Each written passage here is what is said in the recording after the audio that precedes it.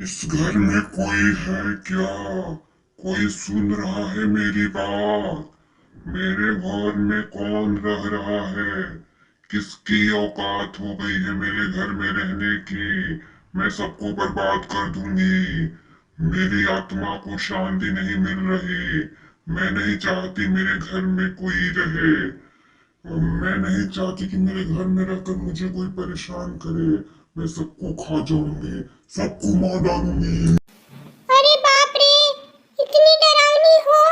तुम हो कौन और कहां से आई हो और चाहती क्या हो मेरे से? मैं तुमको देखकर डर रही हूँ। तुम यहाँ से चले जाओ। और क्या काम है तुम्हें यहाँ पे? जल्दी से बताओ, मैं तुम्हें मम्मी को बुला दूंगी। मम्मी, मम्मी, जल्दी आओ, यहाँ कोई आया है। बहुत डरावनी है ये। मैं इसी घर की हूँ।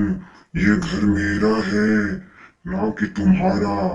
और मैं तुम में से सबको एक एक करके मार डालूंगी, क्योंकि तुम लोग मेरे दुश्मन हो। तुम्हारे दादा दादी मेरे दुश्मन है, तुम्हारे मम्मी पापा मेरे दुश्मन हैं। मैं किसी को ना छोड़ूंगी, एक एक करके सबको मार डालूंगी। मम्मी को बुला रही हो? बुलाओ, अपनी मम्मी को बुलाओ, चाहे अपने पापा को बुलाओ, चाहे अपने दादा दादी को बुलाओ। मैं किसी से नहीं डरती। मैं सबको मार डालूंगी, सबको मार डालूंगी, सबको मार डालूंगी। मुझे बेचैनी सी हो रही है। मेरी आत्मा को शांति नहीं है। मैं शांति चाह रही हूँ। सबको मार डालूंगी तभी शांति होगी मेरी आत्मा को। अरे तुम यहाँ कैसे? तुम फिर से आ गई मुझे परेशान करने। आखिर तुम चाहती क्या हो? इस घर से क्या कनेक्शन है तुम्हारा? तुम कितनी डरावनी हो और मेरी बेटी के सामने आकर खड़ी हो जा रही हो। मेरी बेटी कहीं डर गई तो? चली जाओ यहाँ से, चली जाओ यहाँ से, वरना अच्छा नहीं होगा। मैं तांत्रिक बाबा को बुला दूंगी, फिर तुम्हारा बहुत बुरा गति हो जाएगी। चली जाओ यहाँ से। क्या तुम्हारा इस घर से कोई कनेक्शन है? क्या कोई रिश्ता है जो तुम बार बार यहाँ चली आती हो? तो जल्दी से मुझे बता दो, या फिर तुम जानबूझकर हमें परेशान करती हो। देखो, तुम सच सच बता दो, आखिर इस घर से तुम्हारा कोई रिश्ता है क्या? अरे, तुम यहाँ फिर से आ गई? क्यों आई हो यहाँ पे?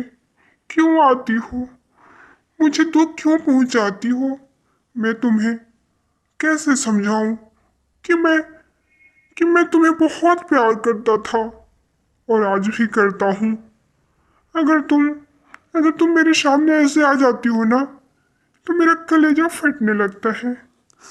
लेकिन क्या करूं, मैं तुम्हें चाह कर भी अब अपने साथ नहीं रख सकता मीरा, क्योंकि तुम आत्मा हो। तुम एक आत्मा हो मीरा, तुम एक आत्मा हो। मैं मजबूर हूँ मीरा, मैं मजबूर हूँ। मैं तुम्हें आज आज भी बहुत प्यार करता हूँ, जान से भी ज़्यादा प्यार करता हूँ। बहुत याद करता हूँ तुम्हें, बहुत। शायद हमारा और तुम्हारा प्यार इतने ही दिनों का था। जितना दिन था उतना दिन साथ में रहे। फिर भगवान को मंजूर न था मेरे प्यार को मेरे मेरे से छीन लिया भगवान ने। क्या कर सकते हैं मीरा, तुम यही ठहरना। मैं अभी आ रहा हूँ। तुम्हारी आत्मा को शांति तुम्हारी आत्मा को शांति जरूर दिलाऊंगा। तुम चिंता मत करो। मीरा? क्या तुम्हारा नाम मीरा है? और तुम मेरे पति को जानती हो और मेरे पति तुम्हें जानते हैं? ये क्या रिश्ता है? मेरे समझ में नहीं आ रहा है। क्या क्या तुम मुझे बता सकती हो कि ये कैसा रिश्ता है तुम दोनों के बीच, यानी मेरे पति और तुम्हारे बीच? ये बात मैं भी जानना चाहती हूँ। अगर बता दोगी बहन, तो सच में तुम्हारी आत्मा को शांति अवश्य मिलेगी, अवश्य दिलाऊंगी तुम्हारी आत्मा को शांति। आखिर इस कहानी को तो मैं भी जानूं, आखिर बात क्या है? मेरी कहानी जानना चाहती हो तो सुनो।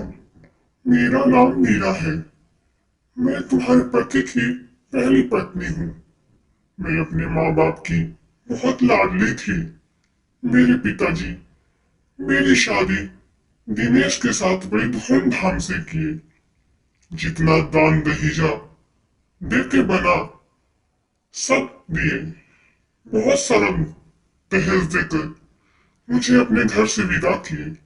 मैं बड़ी खुशी मन से अपने ससुराल आई। बड़ी खुशी के साथ मैं अपने पति के साथ रह रही थी कि मेरी खुशियां मेरे सास ससुर को बर्दाश्त नहीं हुई और उन लोगों ने मुझे दहेज के लिए ताने और प्रताड़ित करते रहे।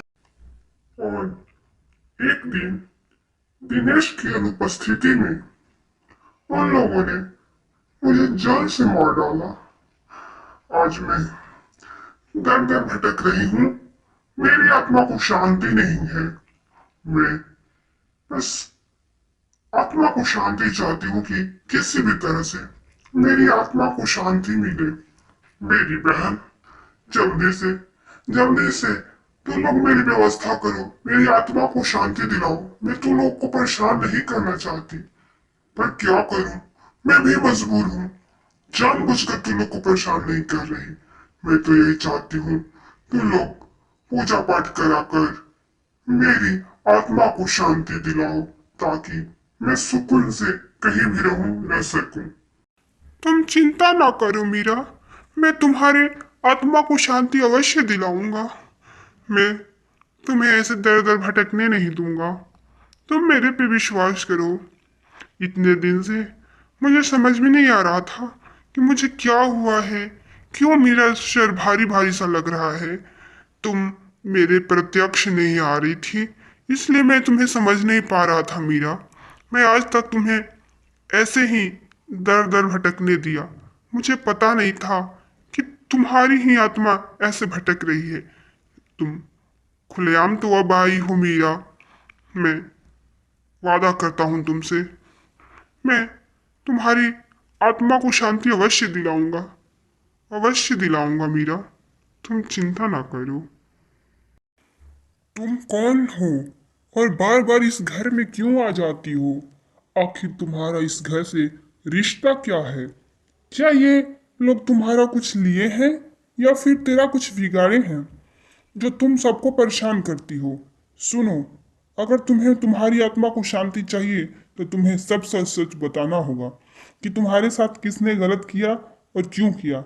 मैं तुम्हें इंसाफ तो जरूर दिलाऊंगा, पर एक बात याद रखना, तुम इस घर में किसी को परेशान नहीं करोगी जब तक कि मैं अपना काम सिद्ध नहीं कर लेता। मैं तुम्हें 1 महीने का वक्त देता हूँ। तुम एक जगह स्थायी रहना और तुम इस घर में तब तक नहीं आना जब तक कि मैं अपने कार्य को पूरा ना कर लूँ। और लास्ट बार फिर पूछता हूँ, क्या तुम इसी घर की हो और तुम्हें कौन मारा है? जल्दी बताओ। अगर जल्दी बताओगी तो उतना ही जल्दी तुम्हारा काम होगा और उतना ही जल्दी तुम्हारी आत्मा को शांति मिलेगी। मैं यही चाहता हूँ कि तुम ये जल्दी बता दो कि तुम्हें कौन मारा है, कौन तुम्हारे साथ गलत किया है।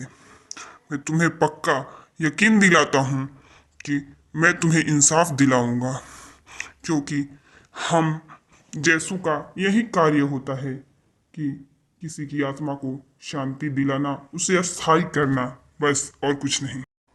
तुम जानना चाहते हो मेरे बारे में कि मैं कौन हूँ, तो मेरे से बेहतर यही रहेगा कि मेरे इस सवाल का जवाब मेरे पति यानी दिनेश देंगे। क्योंकि मैं बता तो सकती हूँ लेकिन बताना नहीं चाहती, क्योंकि मुझे बताने में मेरा कलेजा फटने लगता है और बता नहीं पाती। मैं और ज्यादा बेचैन हो जाती हूँ, क्योंकि आत्मा के अंदर भी दर्द होता है। वो आत्मा अपने दर्द को बार बार बढ़ाना नहीं चाहती। इसलिए आपसे यही रिक्वेस्ट करूंगी कि आप ये बात मेरे पति से ही पूछ लें तो ज्यादा बेहतर होगा।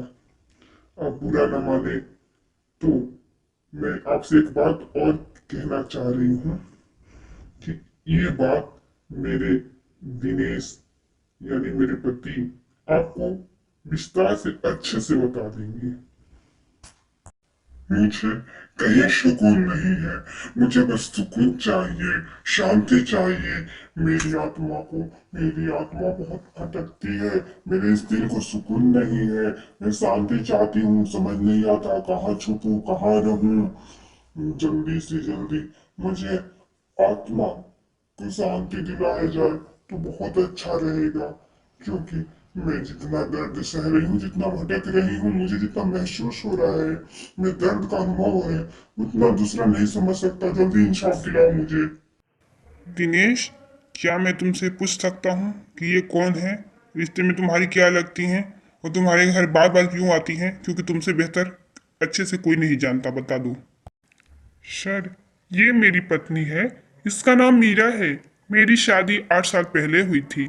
शादी के बाद तो हमारी जिंदगी हंसी खुशी कट रही थी, लेकिन पता ना बीच में किसकी नजर गड़ गई कि मैं कुछ दिन के लिए बाहर चला गया, मीरा को छोड़कर।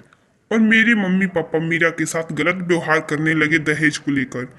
और मीरा को ताने भी दिया करते थे, तेरा बाप ये नहीं दिया, वो नहीं दिया, ऐसे किया, वैसे किया। मीरा बहुत परेशान रहा करती थी। मीरा ने हमसे फोन पर बताया भी कि मम्मी पापा मुझे परेशान करते हैं, दहेज को लेकर ताने देते हैं। लेकिन मैंने इनकी बातों का सीरियस नहीं लिया। और एक दिन मेरे मम्मी पापा ने मीरा को जान से मार डाला। मुझे अचानक से फोन आया कि तुम्हारी पत्नी मर गई। मैं बहुत दुखी हुआ। सर, जितना भी जल्दी हो सके इसकी आत्मा को शांति दिलाइए, क्योंकि ये बेचारी बहुत दर दर की ठुकरें खा रही है और भटक रही है। मुझसे ये देखा नहीं जाता। जल्दी से जल्दी इसको इंसाफ दिलाइए। हाँ हाँ, क्यों नहीं। आप चिंता ना करें। मैं जितना जल्दी हो सकेगा, मैं जल्द ही इनकी आत्मा को शांति दिलाऊंगा। तांत्रिक ने अब जाकर कहीं मीरा के आत्मा को शांति दिलाया। अब मीरा अब घर में कभी नहीं आया करती थी, ना ही किसी को परेशान करती थी। ऐसे मीरा किसी को परेशान नहीं करती थी। परेशान करती थी तो सिर्फ दिनेश के मम्मी पापा को, क्योंकि दिनेश के मम्मी पापा ने ही मीरा को मारा था, इसलिए उन लोगों पे ही ज़्यादा हावी रहती थी। अब तांत्रिक ने घर में पूजा पाठ कराया, सब कुछ किया जो होना चाहिए। उसके होने के बाद जब मीरा की आत्मा को शांति मिल गई तो मीरा अब इस घर में कभी नहीं आती थी। वो सदा सदा के लिए चली गई इस घर से।